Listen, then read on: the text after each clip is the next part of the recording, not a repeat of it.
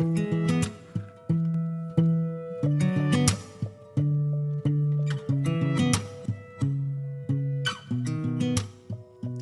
guys! This is Arian again and welcome back sa aking kusina. Isang classic Pinoy kakanin naman ang lulutuin natin for today. Pero i-level up natin ito at gawing espesyal. Magluluto tayo ng masarap na BIKO MONGGO. Kung hindi nyo pa ito natitikman, you should give it a try dahil napakasarap na ito. Perfect pang merienda o pang negosyo man. Kaya sa mga nagbabalak na gawin itong negosyo, watch the video until the end because I will give you the full breakdown of the costing. At tips na rin kung paano nyo ito ipopromote sa market.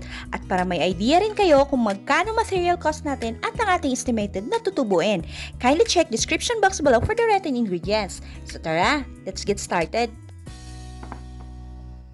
First step ay isasaing muna natin ang ating glutinous rice o malagkit na bigas. 4 cups na malagkit na bigas ang gamit ko dito. Pwede kayo gumamit ng puti na malagkit na bigas. Hugasan natin ito mabuti bago natin ito isasaing.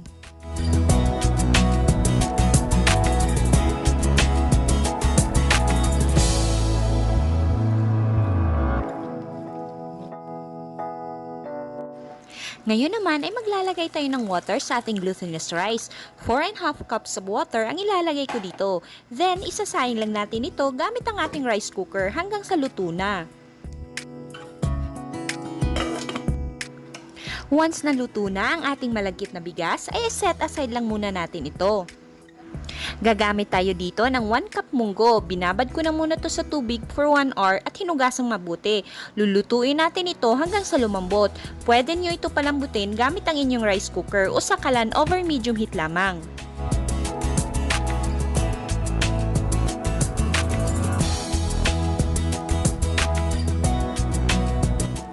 Pag ito ay malambot na at medyo tuyo na, ay set aside lang natin ito at i-prepare naman ang ating latik. Sa isang pan o kawali ay maglagay tayo ng 3 cups of coconut cream. Let it boil until most of the liquid evaporate at matitira na lamang ay ang latik and oil from the coconut cream.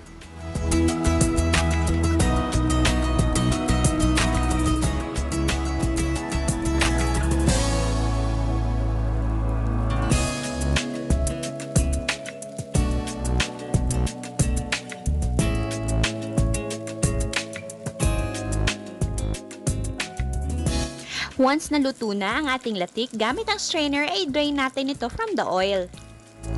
So eto na yung mga ingredients na kakailanganin natin para sa ating BIKO MONGGO. 4 cups of sinaing na glutinous rice, 4 cups of coconut milk, ang ating latik for topping, munggo na pinalambot na natin, 2 cups of brown sugar, and oil from our latik. Gagamitin natin ito pang grace ng ating molder mamaya. Now, let's proceed sa ating biko. Sa isang kawali ay ilagay natin ang 4 cups of coconut milk. Let it boil until mag-start magbubuo yung coconut milk. Then, saka natin i-add ang ating 2 cups of brown sugar. Then, cook over low heat hanggang sa thick na ang ating mixture.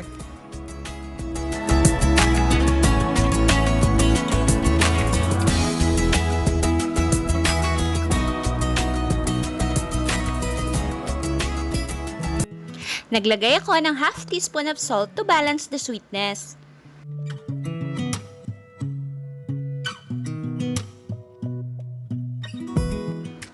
Para malaman kung ready na ang ating mixture ay magpatak lang tayo ng konti sa isang mangkok na may tubig.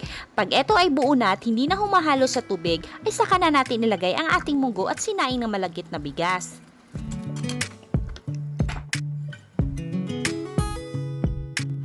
Haluin lang natin itong mabuti at dapat ang ating apoy at this point ay nasa low to medium heat lamang para di masunog ang ilalim ng ating biko. Pag ito ay makunat na, set aside lang natin ito and let it cool completely. At habang niluluto pa natin ang ating biko, para sa mga hindi pa nakasubscribe, please subscribe sa ating YouTube channel and please click the notification bell and click all para ma-notify kayo pag may bago tayong uploads. Pag malamig na ang ating biko, ay saka natin ito ilagay sa ating molder. Ito ay optional lamang para lang may idea kayo kung paano nyo ito ibebenta. Pwede nyo ito ihulma gamit ang lyanera bago ito ilagay sa plastic tub or clear pack. Grease nyo lang ng oil from the latik ang inyong mga molder. Actually, ito ay mainit pa, so dapat palamigin nyo muna mabuti ang inyong biko bago ilagay sa lyanera para ito ay makunat na at hindi na mahirap i-unmold.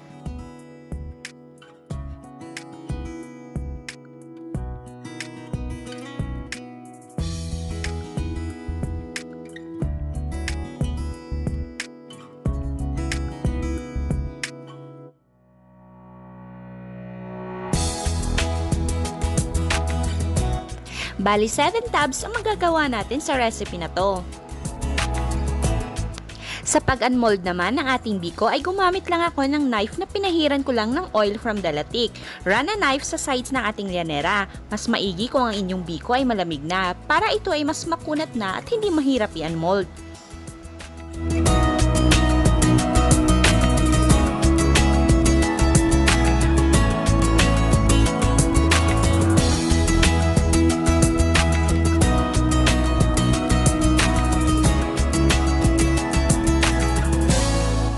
Ngayon naman ay maglalagay na tayo ng topping na latik na ginawa natin earlier.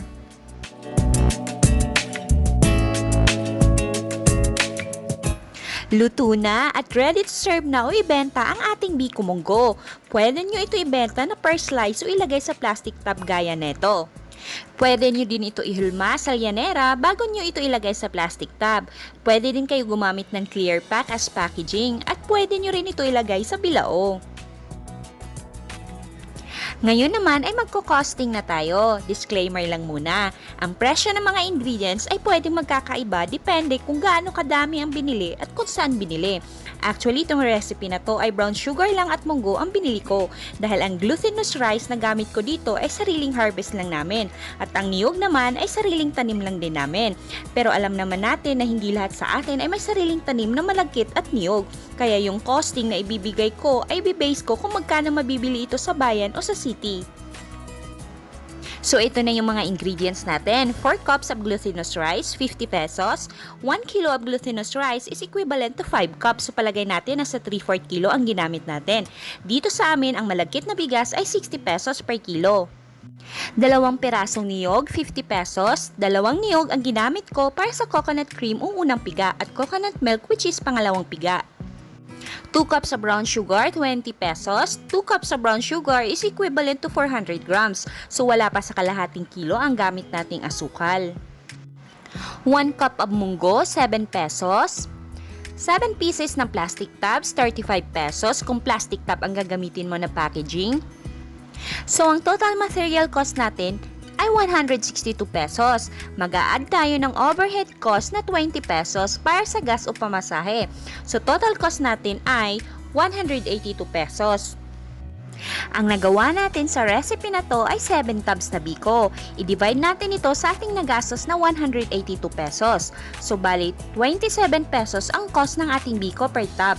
Kayo na ang bahala magpatong kung magkano ang bintahan nito sa inyo. Dito sa amin ay mabibili mo ito ng 70 pesos. Kung imumultiply natin ang 7 tubs na nagawa natin, ang total nito ay 490 pesos.